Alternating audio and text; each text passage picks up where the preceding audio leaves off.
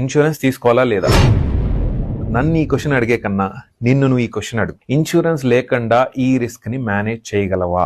Yes అంటే తీసుకోవద్దు, no అంటే తీసుకో. రియాలిటీ ఏంటంటే ఇండియాలో పొల్యూషన్ అనేది బాగా పెరిగింది, ఫుడ్ లో అడల్ట్రేషన్ బాగా నడుస్తుంది, రోడ్స్ లో యాక్సిడెంట్స్ ఎక్కువ అవుతున్నాయి, ప్రైవేట్ హాస్పిటల్స్ బిల్స్ షాక్ ఇచ్చే రేంజ్కి వెళ్తున్నాయి. ఒక్క వీక్ హాస్పిటల్లో ఉంటే కొన్ని సంవత్సరాల సేవింగ్స్ పోతున్నాయి. అయితే ఇప్పుడు ఈ క్వశ్చన్ నీకు ఆన్సర్ వచ్చిందా? ఈ వీడిచ్చే ₹1,00,00,000 వల్ల నాకు నా ఫ్యామిలీకి ఏం ఫరక్ పడదు అంటే అవసరం లేదు. అదే కొన్ని లక్షల రూపాయలు బిల్లులు వచ్చినా సంవత్సరానికి లేదా 5 సంవత్సరాలకు ఒకసారికో నా ఫ్యామిలీలో ఎవరికైనా హెల్త్ ఎమర్జెన్సీ వచ్చినా నేను కట్టుకోగలుగుతాను ఇన్ని లక్షల రూపాయలు అంటే అవసరం లేదు. క్వశ్చన్ నిన్ను నువ్వు అడుగు, whether insurance is right or wrong అనే ఆన్సర్ నీకు దొరుకుతుంది. నేను చెప్పేది ఏంటంటే ఇన్సూరెన్స్ ఒక లగ్జరీ కాదు, ఇన్సూరెన్స్ ఒక సర్వైవల్ టూల్.